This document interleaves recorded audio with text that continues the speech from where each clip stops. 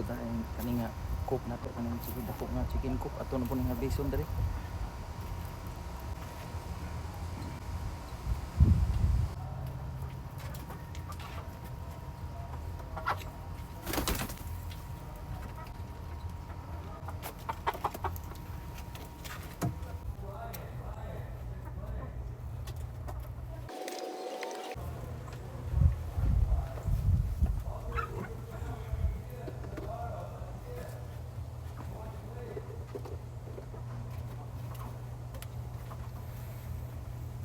Di na guys, mo na itong harvest karon.